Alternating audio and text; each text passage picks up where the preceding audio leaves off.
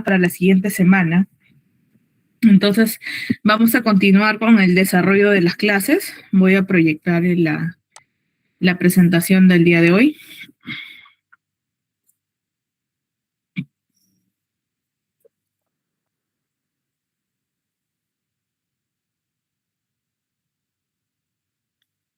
Si pueden visualizar, sí, ¿no? Ya. ¿Pueden visualizar? Sí se ve. Ya, ok.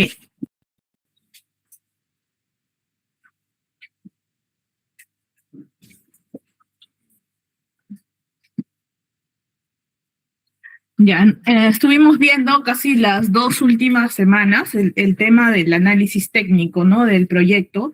Una vez que hayamos determinado la brecha de la oferta y la demanda del proyecto como tal, que hayamos podido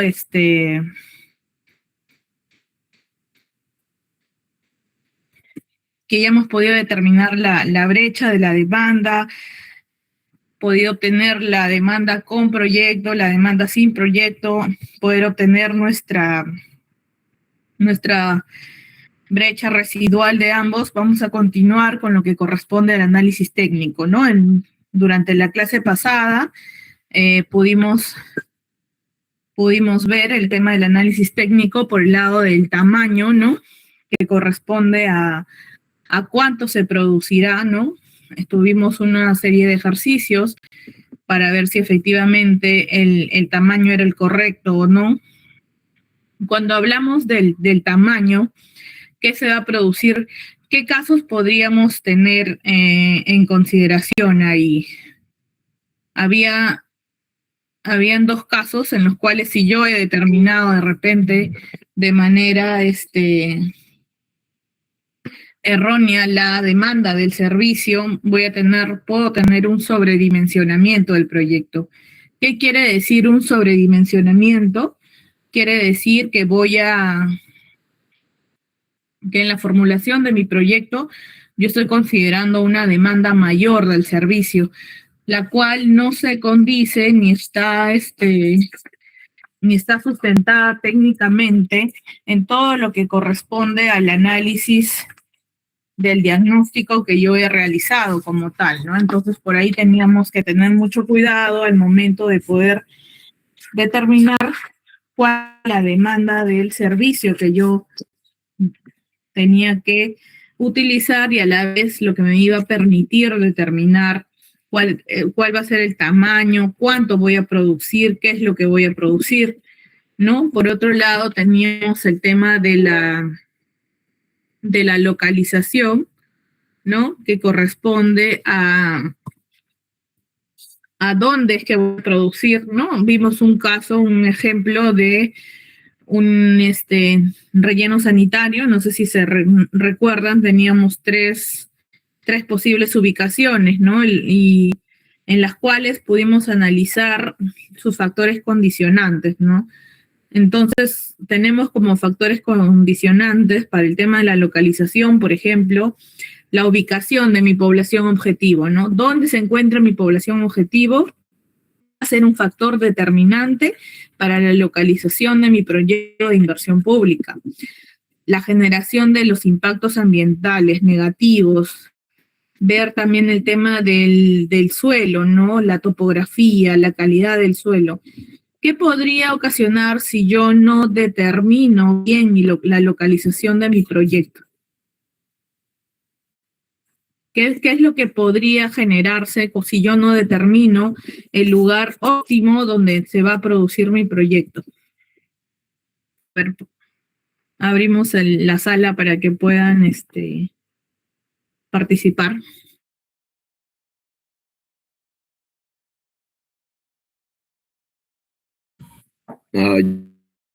Yo creo que no se estarían cerrando brechas. Ok, no hay cierre de... A ver, tenemos acá, no hay cierre de brechas. Otra intervención.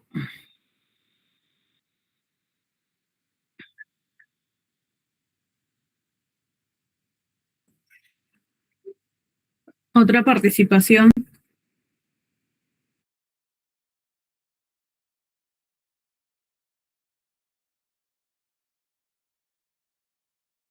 A ver, Esther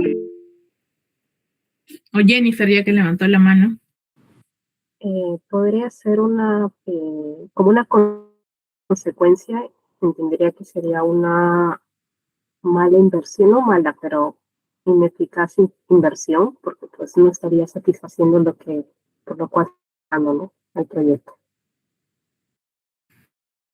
Claro, efectivamente, si yo hago una localización que no corresponde, podría pasar lo que dijeron respecto al cierre de brechas. Podría ser que la inversión que estoy realizando no va a poder resolver el problema objetivo, ¿no?, que he tenido. Por otro lado, puede ser que yo realice la inversión y si no he considerado de repente los factores como topográficos, de calidad del suelo, podría ser que construya, no sé, un hospital, una posta médica y termine,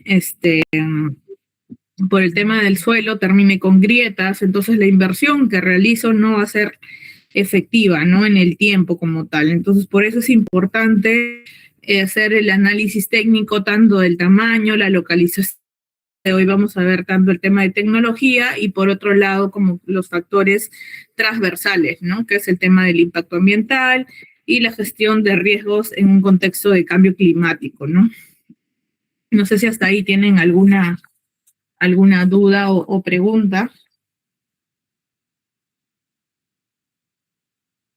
Todo claro. Ok.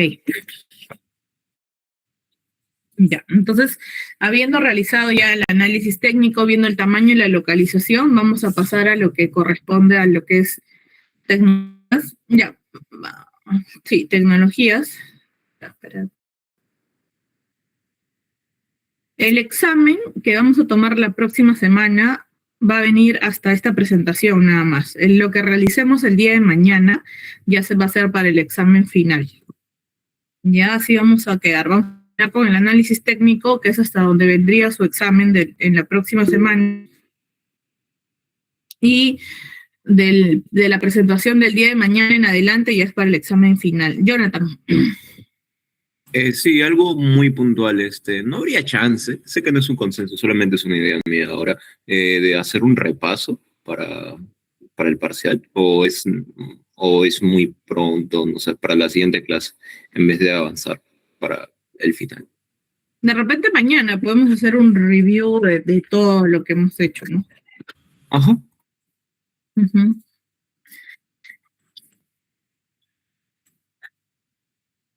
Ya, entonces vamos a ver el tema de tecnología. Por el lado de la tecnología, cuando hablamos de tecnología, básicamente la pregunta que vamos a responder es cómo producir. Cuando hablábamos del tamaño, decíamos cuánto. Cuando hablábamos de la localización, nos preguntábamos dónde. Y en el caso de tecnología, hablamos de cómo producir. En este caso, los dos principales aspectos que vamos a tener en cuenta al momento de la determinación de la tecnología como tal, se deben analizar dos aspectos, ¿no? Por un lado, analizar la instalación física, o sea, dónde es que voy a poder colocar mi equipamiento, en qué lugar, ¿no? Y el proceso de producción del proyecto como tal, o el proceso de producción de los servicios a intervenir, ¿no? La información es la que se ha desarrollado en el diagnóstico, ¿no? Y se relaciona a los activos que están vinculados directamente con el proceso de producción. Entonces, además de ello, algo importante. Ay, chicos, disculpen. Entonces, para dar una conceptualización general, ¿no? Se puede entender la tecnología como una forma de hacer las cosas, ¿no? Es decir, podemos ver conjunto de conocimientos, métodos, técnicas, instrumentos, actividades, ¿no?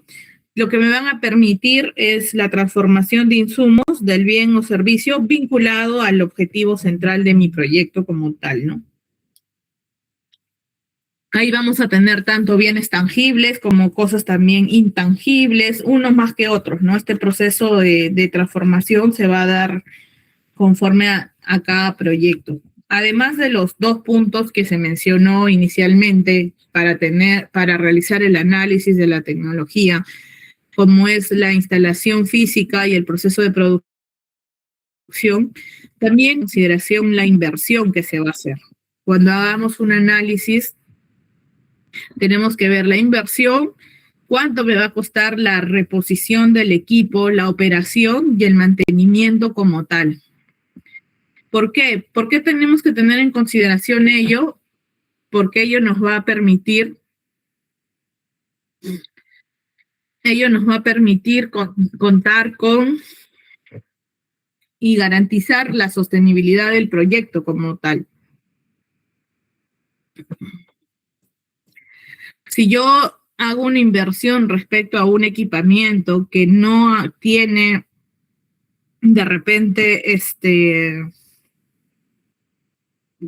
que no tiene ninguna empresa a la cual haga mantenimiento en el país, estoy poniendo en riesgo muchas veces la operatividad o la prestación del servicio como tal. O si estoy considerando un equipo que de repente la reposición es muy cara, entonces también estoy poniendo en riesgo la sostenibilidad del proyecto.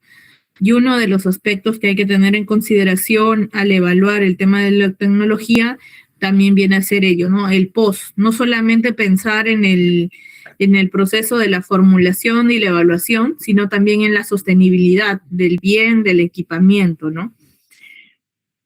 Entonces, ahí sí hay que poner énfasis, hay que resaltar ello. No solo es analizar las instalaciones, la producción del servicio, sino también vamos a tener que considerar el tema de la inversión, la reposición, la operación y el mantenimiento común, ¿no?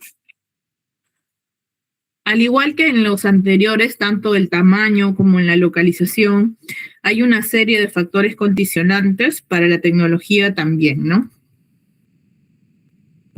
Entonces, para tecnologías, tenemos como factores condicionantes las especificaciones técnicas, las condiciones del proveedor, que van vinculadas a la garantía del servicio de mantenimiento a los equipos, el grado de dependencia que voy a tener con el proveedor, el entrenamiento que va a brindar el tecnológico, las condiciones climáticas, disponibilidad de condiciones ambientales. Cuando hablamos de especificaciones técnicas, ¿a qué creen que nos estamos refiriendo?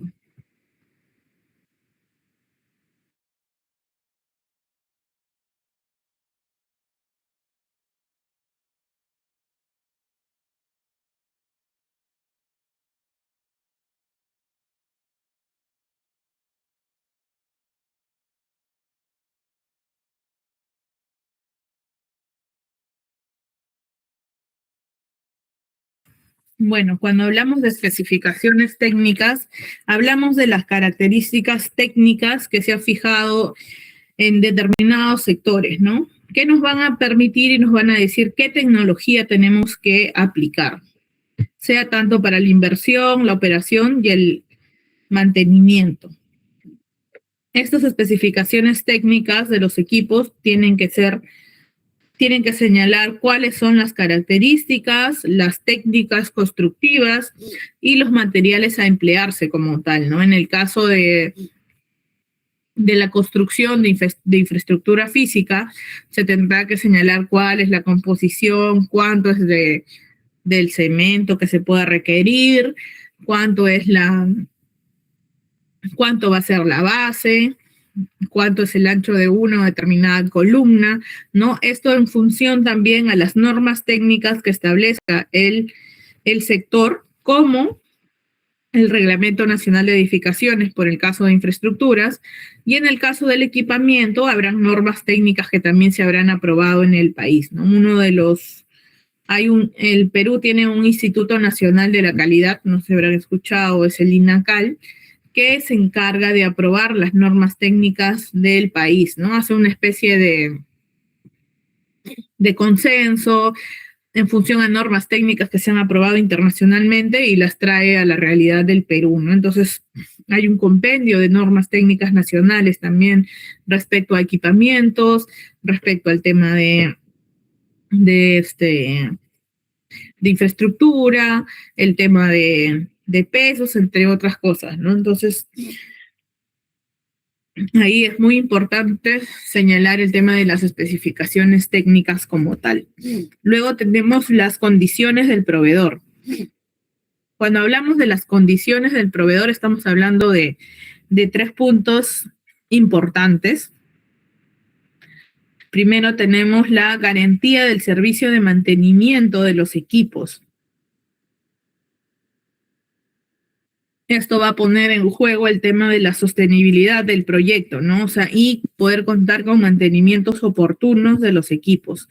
Entonces, debemos de tener en consideración en el análisis el tema del acceso al mantenimiento de los equipos.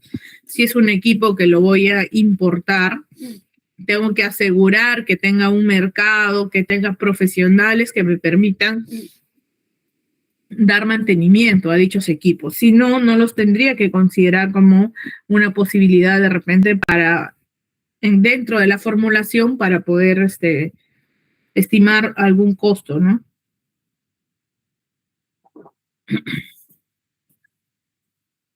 En relación al grado de dependencia del proveedor, se debe considerar la dependencia que se va a tener hacia el proveedor por el lado del soporte técnico, la disponibilidad de los repuestos. En estricto, no debería escoger algún equipo tecnológico de repente que solo tenga un proveedor en el mercado nacional, ¿no? Eso me va a limitar poder, al momento de yo lanzar de repente algún proceso de algún repuesto, algún soporte técnico, me va a limitar solo a que pueda tener un ofertante y eso hace que se encarezcan muchas veces los precios, ¿no? O sea, tanto del repuesto, tanto del servicio de mantenimiento, ¿no? Se haría una especie de un monopolio. Yo solo podría contratar a una empresa para que me brinde el servicio. Entonces, sí es importante ver el grado de dependencia que vamos a tener con los proveedores. Siempre hay que buscar lo que se dice la paridad, que haya distintas empresas, distintos proveedores. Eso nos va a permitir que, al haber competencia, el precio del mercado también baje, ¿no? Y así nuestros costos sean menores en el proceso. El entrenamiento que brindará el proveedor. Muchas veces dentro de los contratos que se tienen para la compra de equipamiento como tal, también hay una cápite que nos va a permitir que capaciten a las personas, ¿no? En el caso de los servicios de salud, de repente, si es algún equipamiento médico como tal, capacitan a los médicos respecto al uso de este equipo que estamos comprando. Entonces, sí es importante considerar dentro de nuestro análisis, si vamos a escoger o no esta tecnología, qué tipo de entrenamiento va a brindar el proveedor como tal, ¿no? Otro factor importante es la obsolescencia tecnológica. ¿Cuánto me va a durar mi equipamiento? ¿Cuánto es la obsolescencia tecnológica? ¿2 años, 3 años, 4 años? Entonces, es en cuánto es el proceso de recambio, ¿no? Podemos ver que actualmente el tema de la obsolescencia tecnológica es cada vez menor, ¿no? En el caso, por ejemplo, de los equipos celulares, en el caso de los televisores. Anteriormente, por ejemplo, los televisores se utilizaban pues eternamente, ¿no? Tenías tu televisión y tenías 10, 15, 20, 30 años y seguía funcionando. Sin embargo, actualmente el periodo de obsolescencia tecnológica de un televisor ya es menor, prácticamente es 3 años. Creo que es por el tema de las luces LED que se van desgastando y al final tu televisor termina estando en azul, ¿no? No sé si les ha pasado ello, entonces, y con los teléfonos celulares igual, ¿no? Hay actualizaciones que ya no van, no sé, pues al iPhone 10, al iPhone 11, ya no hay actualizaciones que le puedan dar, sino ya este equipo quedó obsoleto, ¿no? Y eso también es un factor a considerar, dado que no debería comprar algún equipo que tenga una obsolescencia tecnológica de repente muy baja, ¿no? De 1 o 2 años, ¿no? Debería considerar otras alternativas. No sé si tienen ahí alguna duda o pregunta.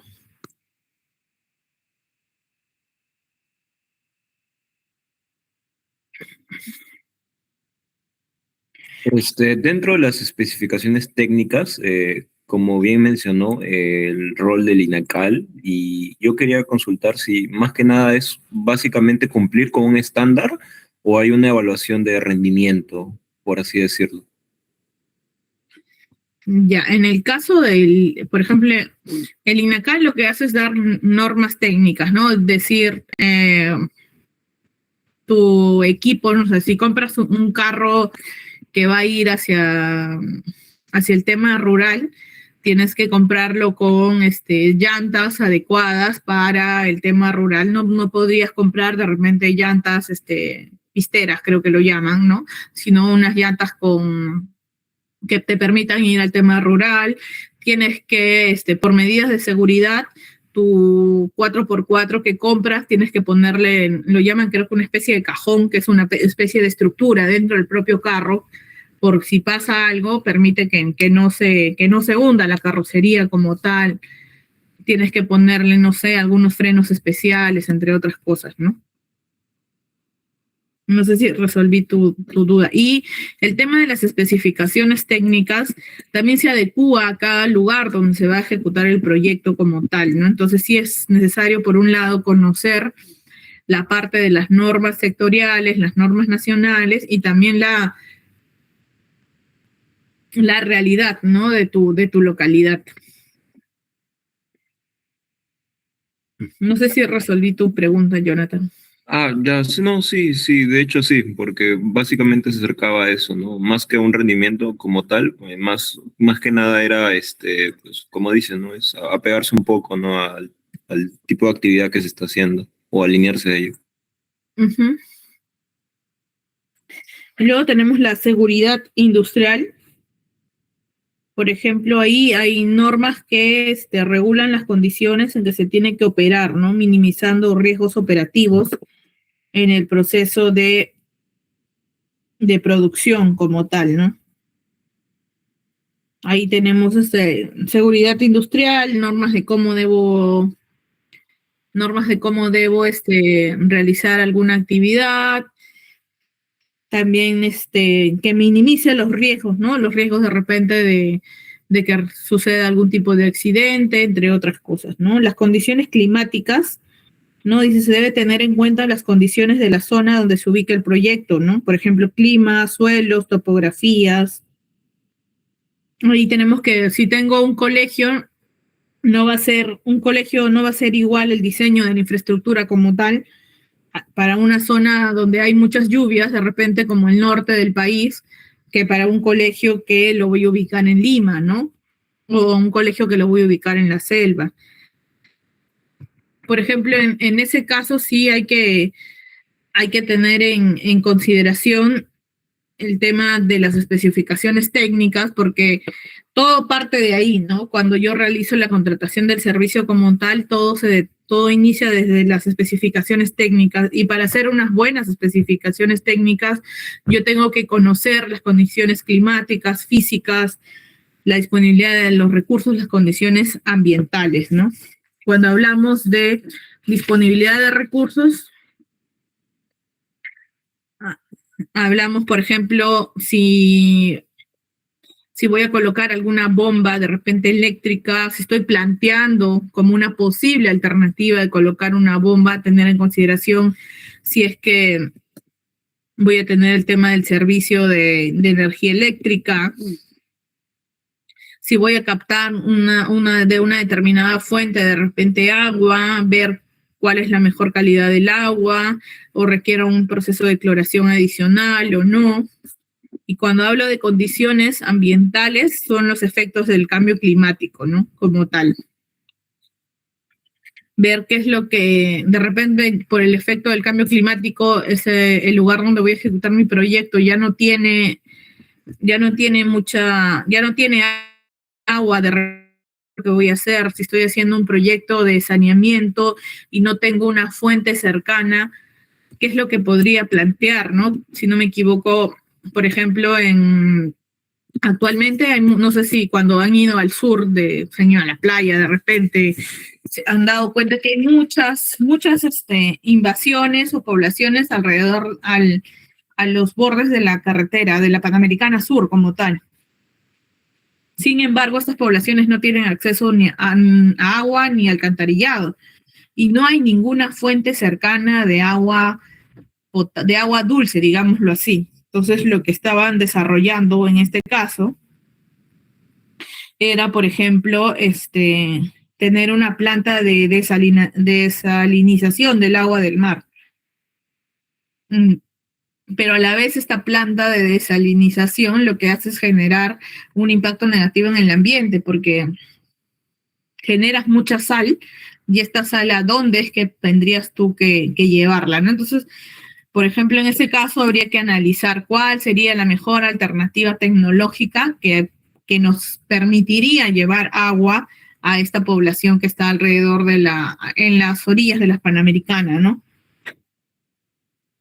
Por otro lado, cuando hablamos de tecnología, como señalé, tenemos que ver el tema de las especificaciones técnicas, las condiciones del proveedor, las condiciones climáticas.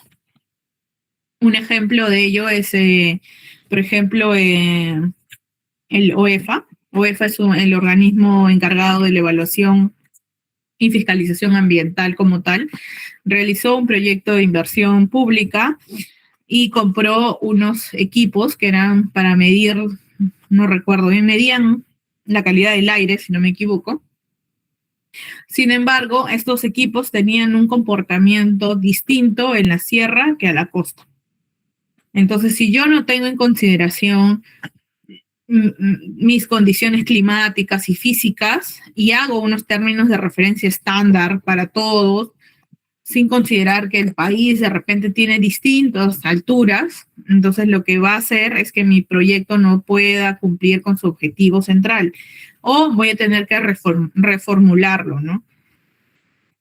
Entonces, este paso sí es importante y nos va a permitir determinar cuál es la mejor tecnología.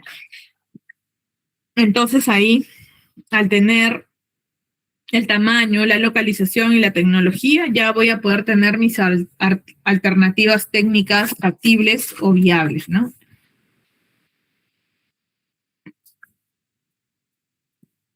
Entonces, acá tenemos algunos ejemplos. Tenemos básicamente dos ejemplos.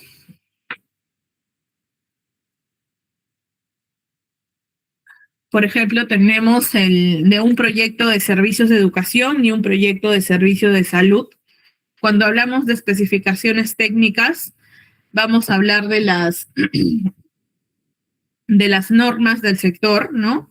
Y el Reglamento Nacional de Edificaciones, ¿no? Para el diseño de la infraestructura, ¿no? Igualmente, normas del sector, se precisan los demás activos, sus características, así como la prestación del servicio. En el caso de las condiciones del proveedor, al ser un proyecto de educación, podemos ver que no hay, se le ocurre alguna condición de algún proveedor respecto al equipamiento, de repente, al tema tecnológico.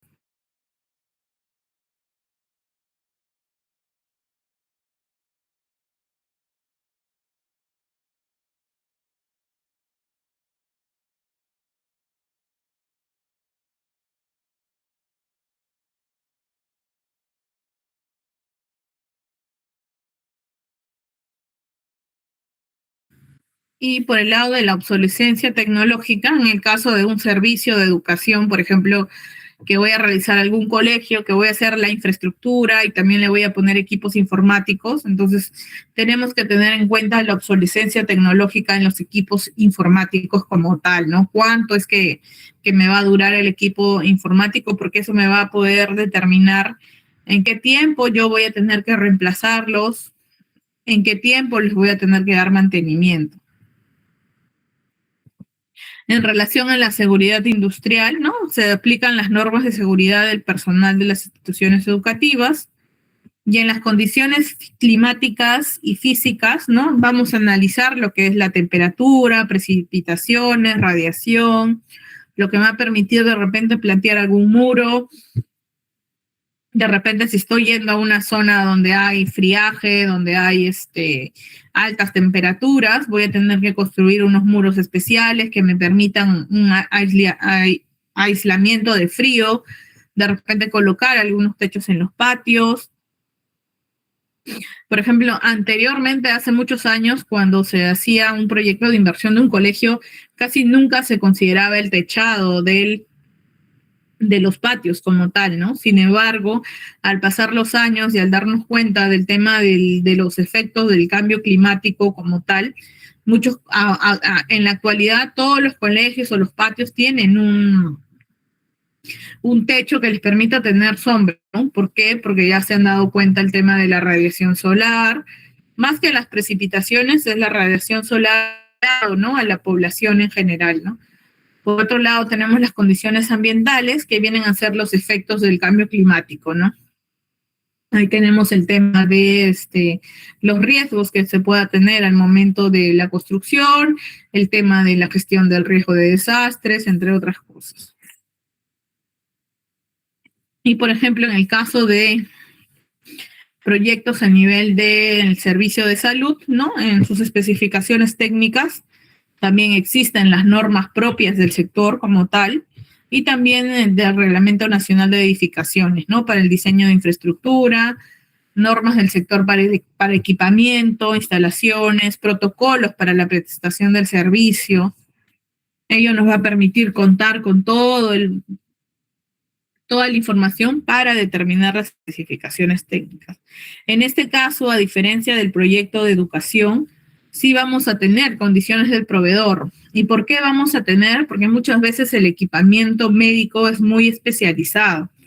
Entonces, lo que tenemos que garantizar es el mantenimiento del equipo y, por otro lado, también el entrenamiento al personal que va a operar el equipo. ¿Por qué? ¿Por qué es importante ello? Ello es importante porque si yo no entreno al personal que va a operar el equipo, es muy probable que el equipo se malogre en un corto periodo de tiempo. Entonces, al ser el equipamiento médico muy especializado, necesitamos garantizar tanto el mantenimiento como el entrenamiento del personal. Esa va a ser una condición dentro de mi análisis de los factores tecnológicos como tal. En cuanto a la obsolescencia tecnológica, vamos a tener por un lado el tema de los equipos informáticos y también el equipamiento médico como tal. En el caso de la seguridad industrial, no vamos a aplicar normas de seguridad del personal de los establecimientos de salud, así como en la operación de equipos. En las condiciones climáticas y físicas, se analizan las condiciones climáticas, temperatura, precipitaciones, radiaciones, ¿no? Que van a influir en el diseño de la infraestructura como para el equipamiento médico como tal, ¿no? Influyen los riesgos del contexto del cambio climático, las condiciones ambientales también. En el caso de las condiciones climáticas y físicas, podemos tener, si yo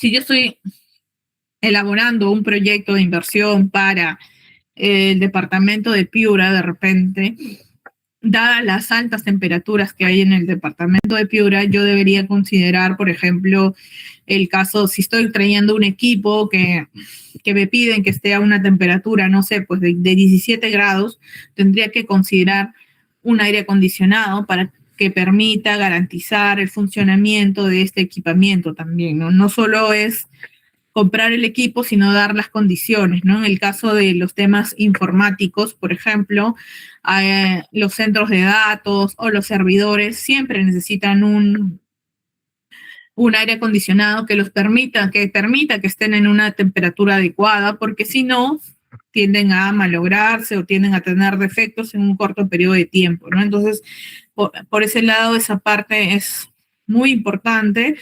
Y en el caso de condiciones ambientales en los servicios de salud, por ejemplo, tenemos que ver cuánto puede influir en los procesos, los protocolos de atención, enfermedades.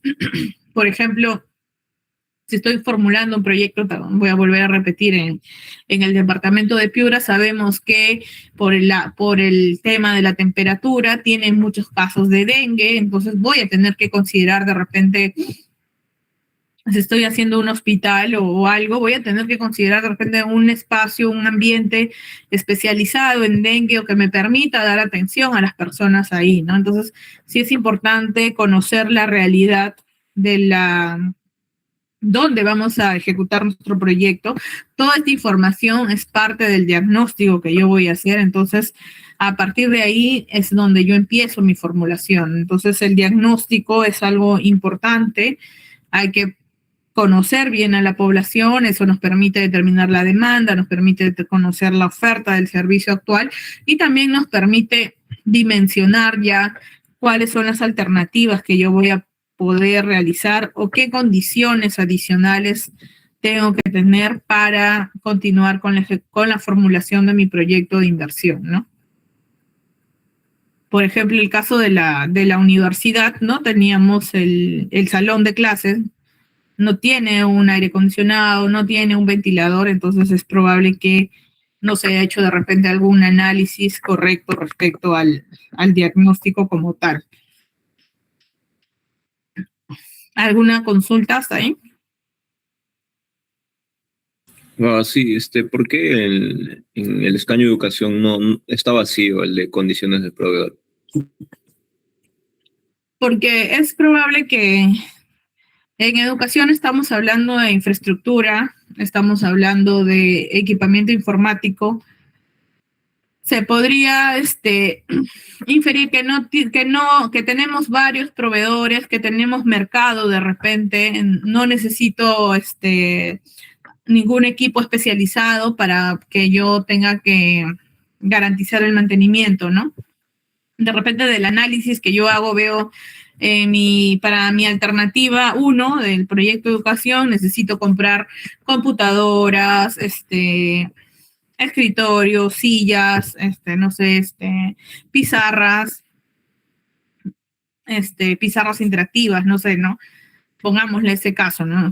Si hacemos un análisis, sillas, tenemos un mercado, hay el tema del mantenimiento, computadoras igual, tenemos un mercado grande, pantallas interactivas también. Distinto sería si yo considero dentro de mi proyecto de inversión, de repente voy a tener un laboratorio y este laboratorio necesita pongámosle que no sea un proyecto para educación primaria, sino que sea un proyecto de educación superior, pongámosle la facultad de biología. Y de repente ahí sí requiero algún equipamiento para el laboratorio especializado, ¿no? Y ahí sí tendría que ver el tema de las condiciones del proveedor, ¿no? Al ser básicamente un equipamiento que de repente solo lo trae un proveedor en el país, o de repente no encuentro proveedores en el país y lo tengo que importar de otro lugar. Entonces ahí sí tendría que ver las condiciones del proveedor, ¿no? Ese tema de las condiciones del proveedor básicamente se ven o se dan en casos muy especializados, ¿no? Por ejemplo, en el caso del CENAMI, ¿han escuchado hablar del CENAMI? Creo que sí. Ya, el CENAMI es el Servicio Nacional de Meteorología e Hidrología. Es el encargado de dar los pronósticos del clima, los pronósticos del tiempo, entre otras cosas. Entonces, ellos necesitan, por ejemplo, equipos, y sus equipos son muy específicos y son especializados para poder medir el clima, la temperatura. Entonces, en ese caso, sí tendrían, por ejemplo, que evaluar el tema de las condiciones del proveedor, porque no solo ves el tema por el lado de la oferta de servicios, sino también esto puede impactar en el horizonte de ejecución de tu proyecto. Si estamos hablando de un equipamiento que va a venir del extranjero, el proceso de compra también es mayor, el proceso de entrega del bien, el proceso del desaduanaje. Entonces, hay tiempos que también hay que considerar, ¿no? Entonces, ese tema de las condiciones del proveedor se da básicamente cuando se tenga equipamiento muy especializado, ¿no? Y que muchas veces solo es una o dos empresas las cuales tienen oferta en el país como tal.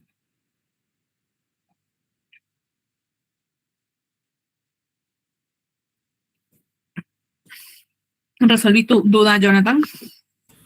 Bueno, más que nada, claro, sí, me cuadra más que quizás se asemeje más a educación superior, pero hasta incluso pues tendría que ser algo, como dicen, ¿no? Bastante específico, ¿no? De quizá algún área, una facultad de salud o algo que tenga un equipo bastante especializado, la verdad. Claro, por ejemplo, si voy a comprar microscopios, yo creería que sí hay mercado, por ejemplo, ¿no?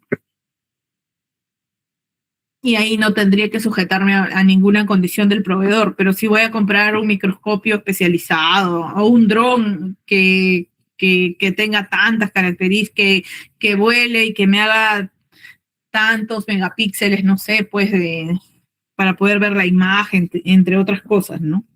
Entonces sí va a depender mucho de las características y la complejidad del proyecto de inversión que estoy formulando como tal, ¿no?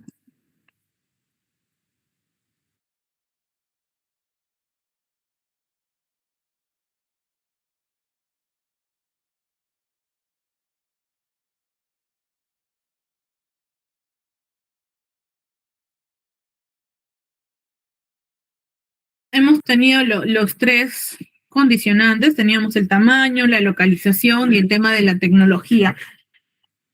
Y por otro lado teníamos lo que es el impacto ambiental, ¿no? El impacto ambiental van a ser que los proyectos de inversión, dice, pueden generar impactos positivos o negativos al momento de su ejecución en el medio ambiente.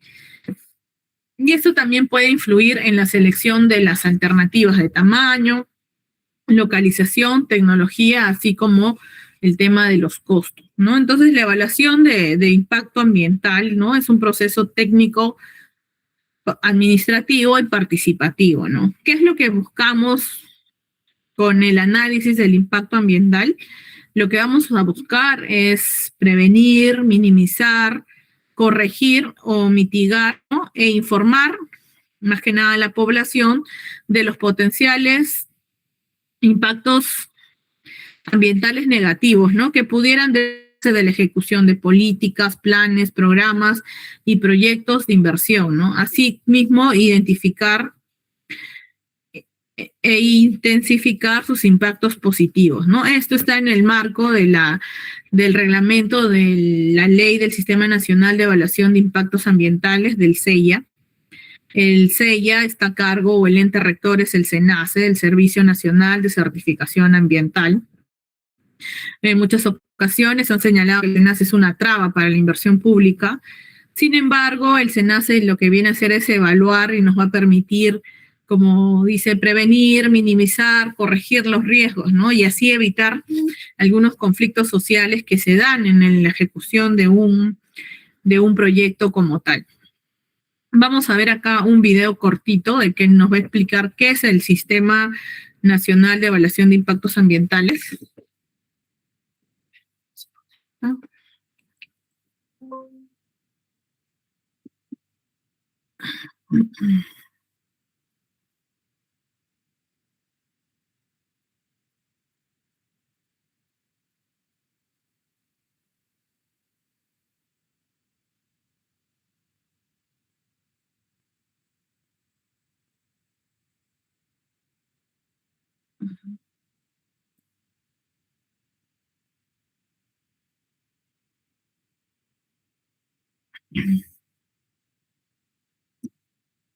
A ver, ¿lo pueden ver? Sí, ¿no? A ver, lo voy a poner en pantalla. ¿Pueden escuchar?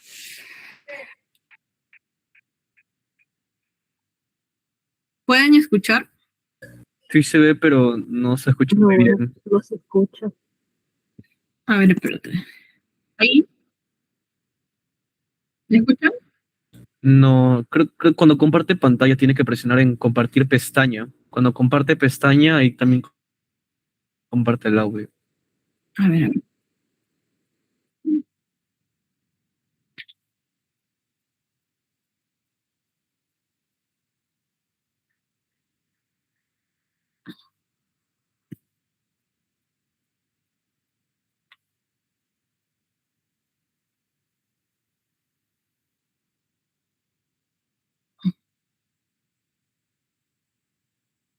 Ahora sí creo, ¿no?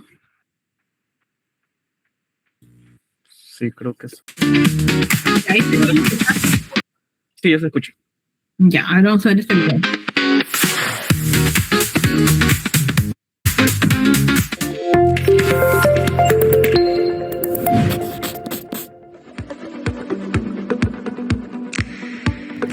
Bienvenidos a un nuevo episodio de Voces del SACE, el espacio donde hablaremos de certificación ambiental en el Perú.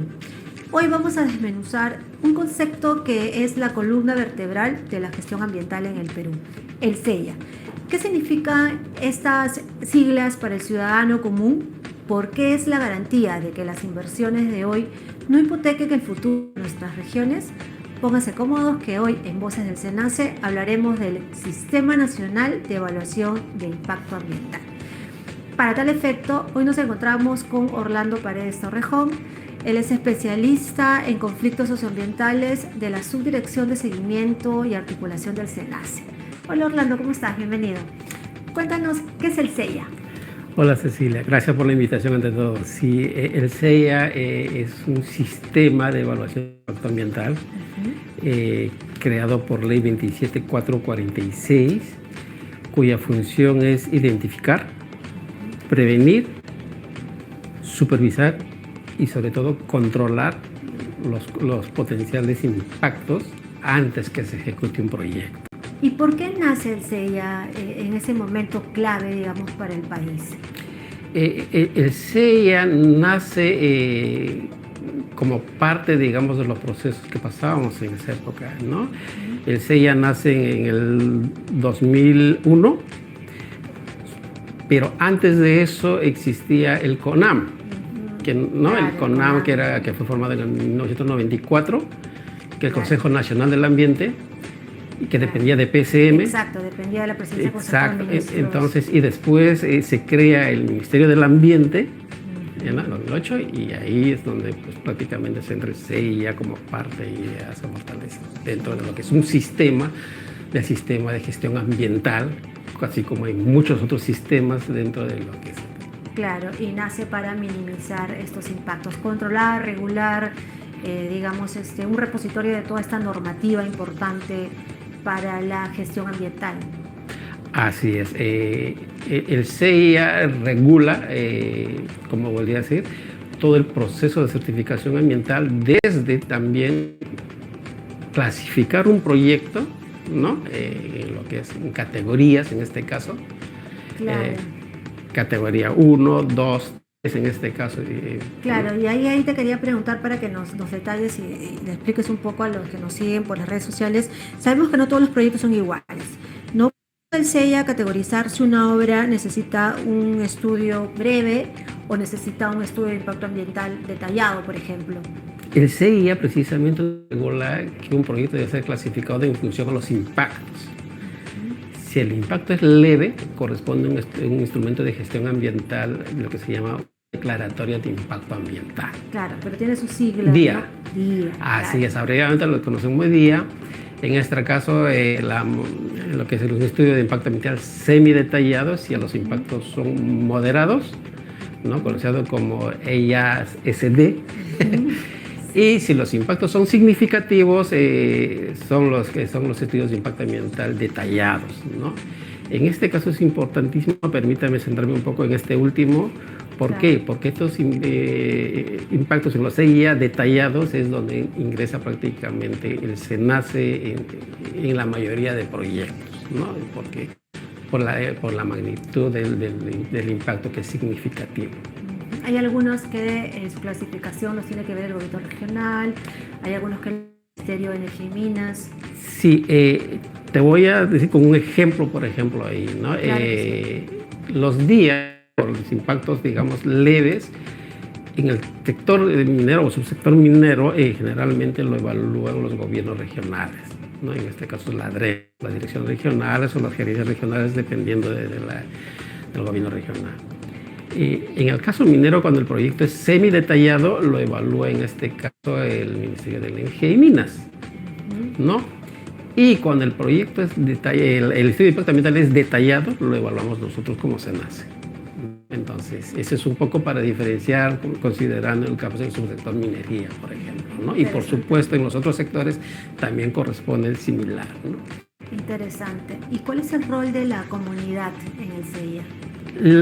Está considerado la participación ciudadana como parte del proceso dentro del CEIA. La participación ciudadana en este caso, y el CEIA lo contempla, está dentro de lo que es todo el proceso de certificación ambiental, ¿no? Ahora la pregunta es, ¿cómo participa? Así es.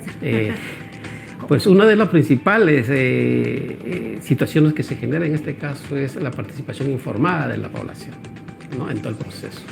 Es importantísimo que la población participe de manera informada y se involucre en el proceso, porque de esa manera, a partir de lo que es un mecanismo de participación ciudadana que generalmente es normada, y a partir de los otros espacios que genera también el SENACE, como son reuniones informativas, el ciudadano se informa y puede participar. ¿De qué manera? Por ejemplo, haciendo llegar al proceso de evaluación, por ejemplo, a los aportes ciudadanos.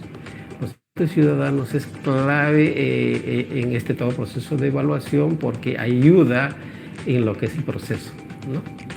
Interesante, y para eso también existen herramientas digitales que el SENACE ha ido implementando a lo largo de estos últimos años. Por ejemplo, ¿cómo ha influido la inteligencia artificial, o cómo está influyendo la inteligencia artificial en el CEIA ahora para hacer, digamos, los estudios más ágiles? Las herramientas digitales están influyendo, y ahora más que nunca, con lo que es, por ejemplo, la inteligencia artificial. SENACE ha creado los chatbots, por ejemplo, y también El chatbot Vida de Bianca, ¿no? Exacto, el chatbot Vida de Bianca, entonces facilita también información, entonces puede hacer una consulta, por ejemplo, a esos medios. Y sobre todo el core business creo que está en lo que es este uso de herramientas digitales va a facilitar el proceso de evaluación y va a agilizar también muchos procesos, ¿no? Entonces, y eso va a ser clave, digamos, en lo que es los tiempos que se toma, por ejemplo, el evaluador en el proceso de selección. Perfecto. Bueno, hemos llegado ya al final. Solamente para cerrar, coméntanos como un resumen la importancia del CEIA para que nos conozcan. El CEIA es una herramienta de prevención antes que se ejecute un proyecto. Eso es importantísimo, ¿no? Conocerlo. Asimismo, es un sistema, como dice, que nos va a ayudar a prevenir los potenciales impactos antes que se ejecute un proyecto. Entonces, más prevenir que lamentar, como diríamos, un poco resumiendo, ¿no? Claro. Entonces, a través de eso nos va a ayudar a normar, nos va a ayudar a desarrollar también determinadas acciones, digamos, dentro del proceso de certificación ambiental que tenemos, por ejemplo, en el caso de SENACE, ¿no? Gracias, Orlando, por esos importantes aportes. Muchas gracias. Por un tiempito de estar acá. Claro que sí. Hemos llegado al final del programa y sin duda nos queda claro que el CEIA no es solamente un trámite administrativo, sino un proceso técnico participativo que nos da la tranquilidad de que el desarrollo del país camina de la mano con el respeto al medio ambiente. Gracias por acompañarnos en un episodio más de Voces del SENACE. Recuerden seguirnos en nuestras redes sociales como SENACE Perú. Hasta la próxima.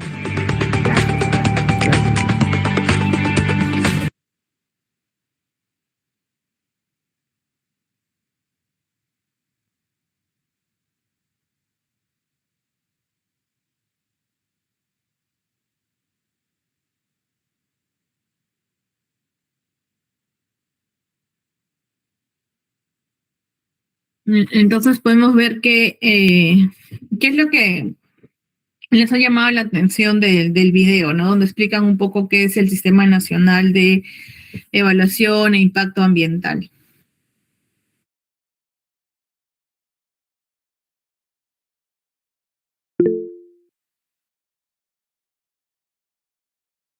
Jennifer. Sí, Primero Jennifer, luego Iván. En este caso me parece interesante cómo clasifica los documentos de certificación que otorgan, ¿no? Dependiendo si es un impacto leve, moderado o grave, se le va a pedir más dependiendo de qué tanto impactaría su proyecto o no. Eso.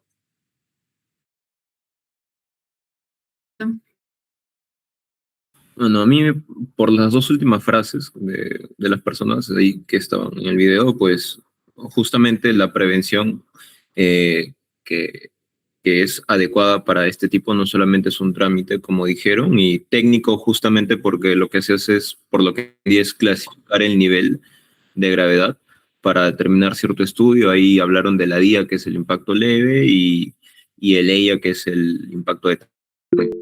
Y bueno, participativo, ahí sí me hubiera gustado que se abunde un poco más cuando mencionaron la parte de la participación de la población para ver realmente qué tanta incidencia real hay. Y nada, eso me pareció genial, no sabía la verdad. Benjamín. Sí, también justamente lo último que comentaba Jonathan, que me parece muy interesante que se tome en cuenta la participación ciudadana en la elaboración de, claro, en la práctica que hace el SEIA, ¿no? Que justo un comentario que dijo la entrevistadora, que el progreso vaya de la mano con las futuras generaciones prácticamente y cómo, qué país, qué espacio les estamos dando, ¿no? Y que me parece muy chévere que se tomen en cuenta las voces y el informar a la población, ¿no? De lo que se va a hacer a su alrededor y cómo impactar y tal, incluso tomando en cuenta sus opiniones, ¿no? Y eso.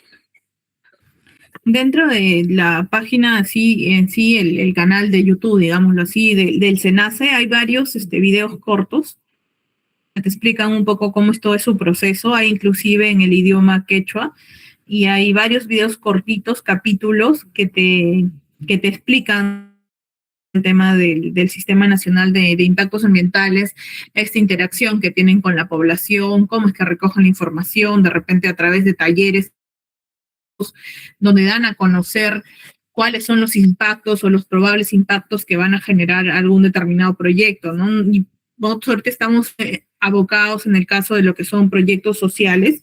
Sin embargo, el SENACE también ve lo que son los grandes proyectos de inversión pública, ¿no?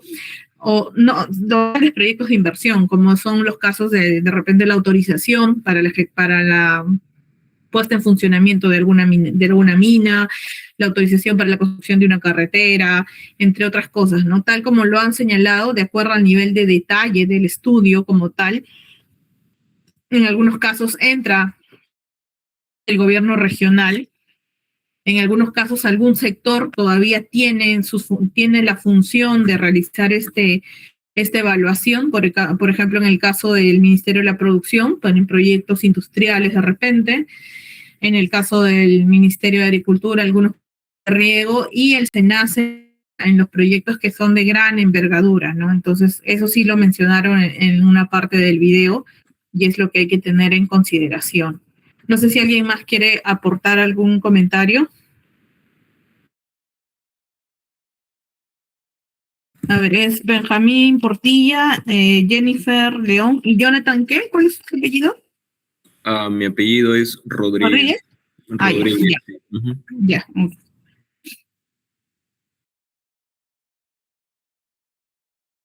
Entonces podemos ver por ese lado la importancia de conocer, de ver el tema de los impactos tanto positivos o negativos, al igual que hay permisos arqueológicos para entrar a determinadas zonas para poder ver si efectivamente ejecuto o no mi proyecto. También necesito al momento ya de ejecutar mi proyecto, no estamos hablando ahorita en la formulación, sino ya en el momento de ejecución, requiero que se desarrolle algún documento relacionado al tema del impacto ambiental que va a tener mi proyecto, ¿no? Entonces ahí es importante conocer y saber que los componentes del ambiente vienen a ser tres. Tenemos el componente físico, el componente biológico, el componente social, ¿no? En el componente de medio social, vamos a tener los elementos de la naturaleza, el agua, el aire, el suelo, entre otros, ¿no? De repente si mi proyecto va a generar, si mi proyecto genera residuos de construcción, ¿dónde es que yo voy a llevar estos residuos? ¿Los voy a dejar ahí nada más o a dónde es que los tengo que llevar? Si voy a tener un tema de repente de de algunos gases determinados afectan o no el medio ambiente, entonces hay que tener en consideración los elementos de la naturaleza, ¿no? Entonces el medio físico va a naturaleza, aire, agua, suelo, entre otros. El medio biológico habla de la flora, la fauna, los ecosistemas, las áreas naturales protegidas, entre otros, ¿no? ¿Cuánto es que de repente si yo genero un proyecto de una posta médica o de una carretera, voy a tener que pasar por medio de un ecosistema de repente, ¿no? Voy a afectar la flora, voy a afectar la fauna, cuál es el trazo que debería realizar, ¿no? Entonces, hay que tener en consideración ello. Por otro lado, el medio social, ¿no? Los aspectos de la población, dice en especial el grupo de los beneficiados o los afectados negativamente con el proyecto de inversión, ¿no? O sea, les estoy de repente, si la población tenía un manantial, un componente o donde sacaban agua, ¿les estoy afectando con mi proyecto o no? Entonces sí hay que tener en consideración estos tres componentes, ¿no? Tanto el medio físico, el biológico y el social, ¿no? Y es ahí donde entra el SENACE o también los gobiernos regionales, locales. Cuando se hace el análisis de impacto ambiental, se hace respecto a estos tres componentes, ¿no? Entonces, el proceso de identificación de las medidas para la gestión del ambiente se divide en cuatro como tal. Tenemos el diagnóstico de los componentes del ambiente o lo que se denomina la línea base, quiere decir, antes de ejecutar el proyecto, cómo es que yo estoy encontrando el ambiente, tanto en su medio físico, biológico y su medio social, ¿no? Entonces, como su propio nombre lo dice, es la línea de base, o sea, cómo estoy partiendo yo antes de ejecutar mi proyecto. Luego voy a identificar lo que son los impactos positivos y negativos de la ejecución de mi proyecto. Voy a evaluar esos impactos como tal y voy a plantear medidas de gestión ambiental. Esas medidas lo que me van a permitir es mitigar un poco estos impactos, ¿no? Entonces, lo ideal sería que con mi ejecución del proyecto yo pueda mantener mi línea de base tal cual en el diagnóstico. Y si no, ¿cuáles son las medidas de mitigación que yo tengo que implementar a fin de minimizar el daño o el impacto, ¿no? La línea de base se hace antes de ejecutar el proyecto, ya sea en la etapa de ejecución como tal, porque para iniciar la ejecución de un proyecto yo tengo que contar con la viabilidad ambiental, ¿no? Esta viabilidad ambiental me la va a dar el SENACE, el gobierno regional o el sector que corresponda, y entonces yo tengo que seguir unos pasos, ¿no? Esto también es uno de los requisitos para yo poder iniciar la ejecución de mi proyecto como tal, y dentro del proceso de la formulación yo tengo que estimar este costo, cuánto me va a costar este estudio, ¿no? Corresponde a un día semidetallado, a un EIA. En función a eso yo tengo que estimar el costo que voy a tener. Voy a contratar alguna consultora que me va a hacer, si voy a contratar una consultora, esta consultora, ¿cuánto me va a costar por elaborar un estudio de impacto ambiental? Y luego también tengo que considerar cuánto es el monto o la tasa administrativa que le tengo que pagar al SENACE para que haga la evaluación como tal. La consultora lo que va a hacer es armarme el expediente como tal. Y el SENACE hace todo el proceso de evaluación para darme la viabilidad, en este caso el SENACE o el gobierno regional o el sector que corresponda, para poder ejecutar mi proyecto, ¿no? Entonces, sí es muy importante que yo en la estimación de los costos de inversión considere esto, ¿no? El estudio de impacto ambiental en la etapa que corresponda, ¿no? Como lo señalaron en el video, depende del impacto, cuál es la complejidad de mi estudio de impacto ambiental. Si yo voy a hacer un EIA, que es el estudio de impacto ambiental mayor que tengo, me va a costar mucho más que al ser un día, ¿no? Una declaración de impacto ambiental nada más. Entonces ahí hay que ver un tema de costos también. Se involucran también distintas disciplinas, no solo es una disciplina, tienes al biólogo, al arqueólogo, entre otros, los que van a permitir tener mi estudio de impacto ambiental, ¿no? Entonces, es importante considerar ello para la estimación de los costos de inversión de acuerdo a la clasificación que corresponda en función a la complejidad del proyecto y las medidas de mitigación de los impactos negativos y de corresponder a algunos costos que se van a ir a la fase de funcionamiento, ¿no? Entonces sí es importante por ese lado ver el tema del impacto ambiental. No sé si hasta ahí tienen alguna duda o consulta.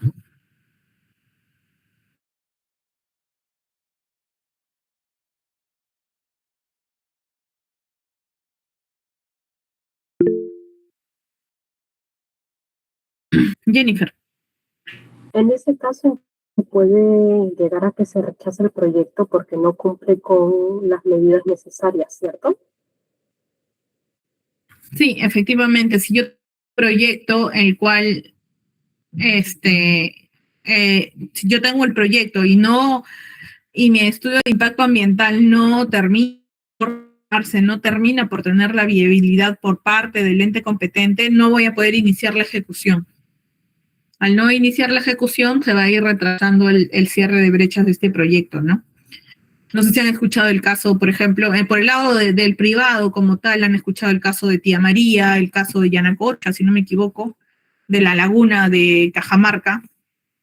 Entonces, estos grandes proyectos de inversión privada, por ejemplo, no tenían el tema de la viabilidad ambiental ni la viabilidad social por parte de la población. Entonces, en tanto no se tenga esta viabilidad, no se puede iniciar la ejecución del proyecto como es similar en el caso de los proyectos sociales, ¿no? Por ejemplo, en el caso de agricultura, había un proyecto que era el proyecto de una represa en Moquegua, si no me equivoco, no, entre Ayacucho Ayacucho, sí, en Ayacucho, y esta represa se tuvo que cambiar la localización del proyecto a fin de poder obtener la viabilidad ambiental correspondiente. Si no se cambiaba la localización del proyecto, no iba a tener la viabilidad ambiental que correspondía, ¿no? Entonces sí es importante esta parte, más que nada es estimar el costo, cuánto me va a costar realizar estos estudios, ¿no?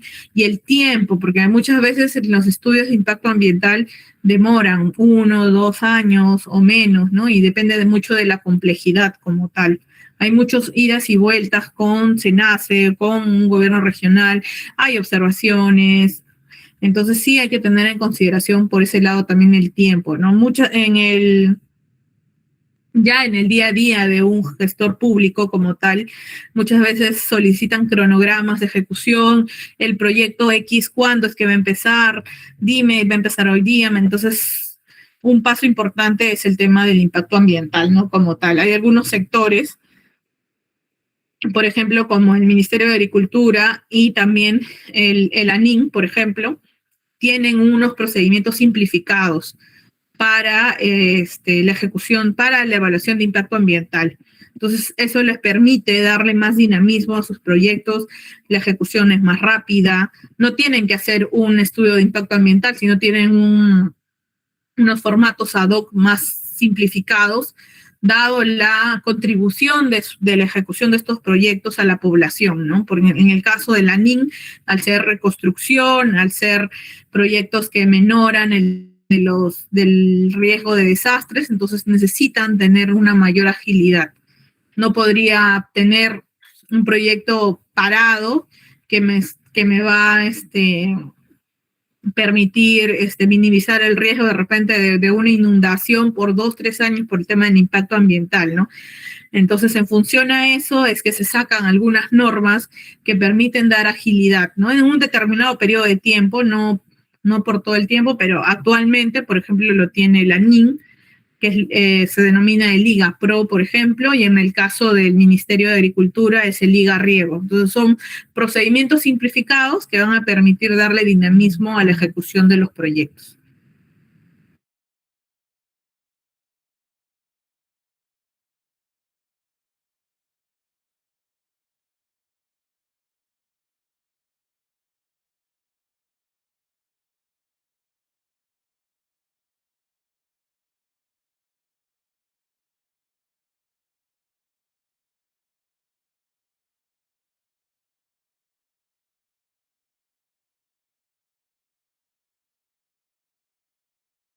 No sé si hasta ahí tienen algún comentario.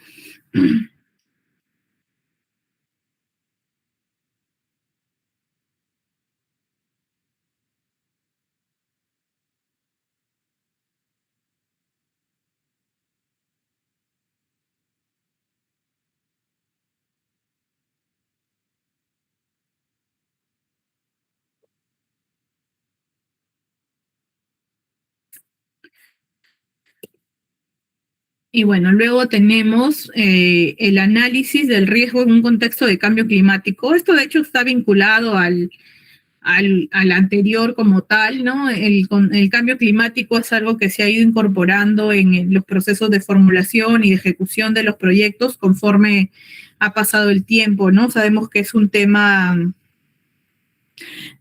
inicial que ya ha cobrado mayor relevancia hace más de 10 años. Entonces, lo que nos va a permitir el análisis de riesgos en este proceso es la adopción y ejecución de acciones concretas, ¿no? Medidas que yo debo realizar. ¿Para qué? Para no generar riesgos futuros del proyecto de inversión. Corregir algún riesgo existente en la unidad productora y disponer de capacidades para enfrentar daños o alteraciones en el funcionamiento de la unidad productora, así como las pérdidas que se generen en las unidades productoras y sus usuarios.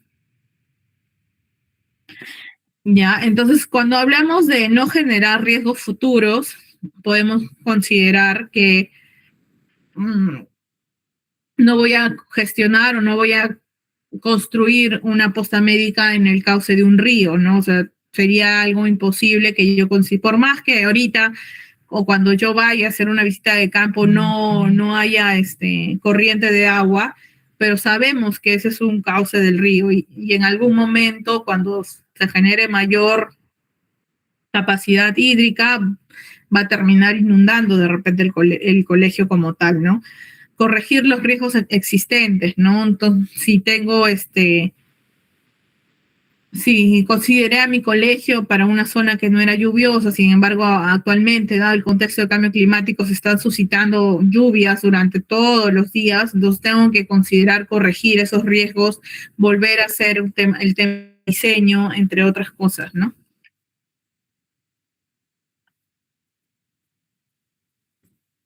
Y acá tenemos algunas preguntas, que son preguntas orientadoras, ¿no? Respecto al tema del análisis del riesgo en un contexto de cambio climático. Tenemos 4 preguntas. ¿Alguien habló?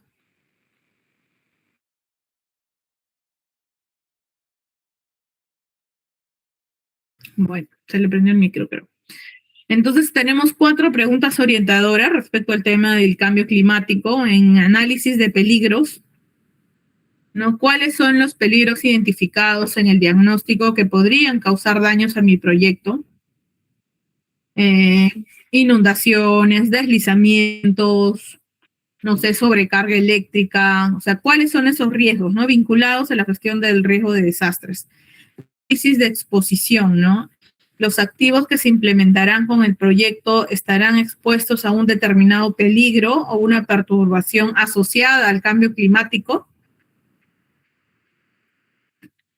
Luego tenemos el análisis de fragilidad o sensibilidad, ¿no? ¿Qué factores en el diseño del proyecto podrían generar fragilidad de los activos, ¿no? Que se implementarán como parte de ¿no? Frente a los peligros a los cuales está expuesto.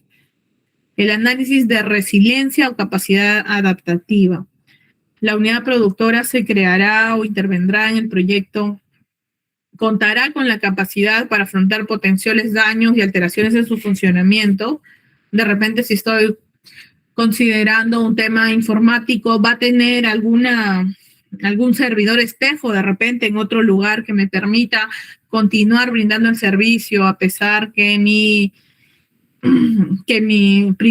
unidad productora principal o mi servidor principal ha sido afectado, ¿no? O sea, ¿qué es lo que qué me va a permitir afrontar esos potenciales daños? Un plan B, digámoslo así, para poder volver a poner en operación mi proyecto de inversión. Entonces, por el lado del contexto del cambio climático, hay que tener en consideración estas cuatro preguntas. Básicamente va al lado de gestión de riesgo de desastres también, el tema de la temperatura, el alza en la temperatura, peligros asociados al cambio climático como tal. Entonces, ya hemos terminado, digámoslo así, con todo lo que corresponde al análisis técnico. Ya hemos visto el tamaño, la localización, la tecnología, el impacto ambiental y la gestión de riesgos en cambio climático. Cuando he visto todos los 3 factores más los 2 que son transversales, lo que voy a poder obtener es ya mis alternativas técnicas factibles, ¿no? En función a mis alternativas técnicas identificadas, que pueden ser 6, de repente le aplico el análisis del tamaño, la localización, la tecnología, el tema del impacto ambiental, la gestión de riesgos en un contexto de cambio climático. Voy a tener mis alternativas técnicas factibles, a las cuales ya voy a empezar a realizar la evaluación como tal, ¿no? O sea, no voy a hacer la evaluación de 6 alternativas, sino las que me quedan. Las alternativas técnicas factibles son aquellas que tienen una localización adecuada, les he realizado el tema de la tecnología, sé qué equipamiento voy a comprar, qué equipamiento ya no, el tamaño, qué tamaño va a satisfacer la demanda del proyecto, entre otras cosas, ¿no? Entonces, el diseño preliminar, ¿no?, de las alternativas técnicas factibles como tal, es el nivel de definición de la ingeniería, es el diseño preliminar de un proyecto en la fase de formulación y evaluación. Corresponde a gráficas, planos, esquemas, programas, diagramas arquitectónicos, esbozos o croquis de algún proceso de producción, considerando los equipos principales como tal. Por ejemplo, este es en un proyecto de inversión social de lo que son las plataformas itinerantes de acción social. En un análisis preliminar, el diseño preliminar, solo tengo cuánto es que va a ser el ancho, cuánto es que va a ser el largo, qué voy a hacer en el segundo nivel, qué voy a tener en el primer nivel, las características. No necesito mayor detalle en este caso, ¿no? Ya al momento de realizar el expediente técnico ya tendré mayor detalle de qué insumos voy a usar, cuál es el tamaño correcto, por qué es el tamaño así, cuánto va a medir cada uno de los servicios que voy a brindar, entre otras cosas, ¿no? Entonces, el diseño preliminar es básicamente un conjunto, como dice, de gráficas, planos, esquemas de necesidades que me van a permitir realizar y determinar el costo de la alternativa técnica factible que es escogido como tal, ¿no? Al ser algunos proyectos de mayor complejidad, cuando haga mi alternativa técnica factible, voy a de repente requerir algunos estudios básicos, lo que es suelo, lo que es hidrología, entre otras cosas, depende de la complejidad del proyecto como tal. Y con eso vamos a determinar cuáles son nuestras alternativas técnicas factibles, ¿no? Entonces, recordemos que para tener mi alternativa técnica factible, tengo que aplicarle los 3 factores condicionantes que vendrían a ser el tamaño, la localización, la tecnología. Cada uno de ellos tiene ciertas preguntas, ciertas características que voy a tener que realizar, y lo que ello me va a permitir es contar con alternativas técnicas ya que voy a poder continuar en mi proceso de evaluación y costo, ¿no? Si tenía mis alternativas identificadas eran 8, de repente al aplicarle estas preguntas, estos factores, como son el tamaño, la localización, la tecnología, el impacto ambiental, la gestión del riesgo en un contexto de cambio climático, solo me puedo quedar con 2, con 3 o hasta con 1, ¿no? Entonces, este análisis es importante porque ya me va a llevar al siguiente paso, que va a ser ya la evaluación como tal, a determinar mis metas físicas, y así voy a ir avanzando en la formulación y la ejecución de mi proyecto como tal, ¿no? El dimensionamiento, implementación de recursos, entre otros. No sé si hasta ahí tienen alguna duda o consulta.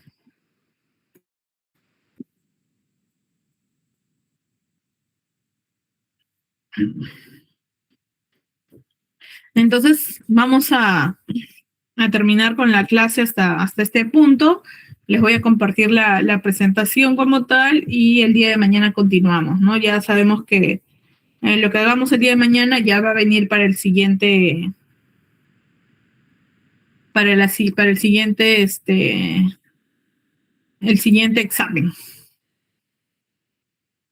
Está bien, profesor. Gracias. Gracias a todos. Hasta luego. Jonathan, ¿qué pasó? Ah, sí, profesora, ¿en qué quedó? ¿Se acuerda que le comenté si podía hacer un repaso el día de mañana para el examen? ¿O será justamente antes de continuar también la clase? ¿Cómo?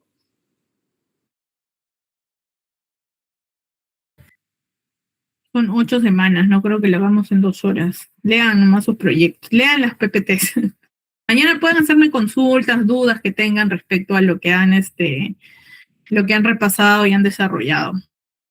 Vemos si de repente media hora antes de terminar la clase hacemos como un repaso general de todo. Depende si se conectan a las 8 en punto.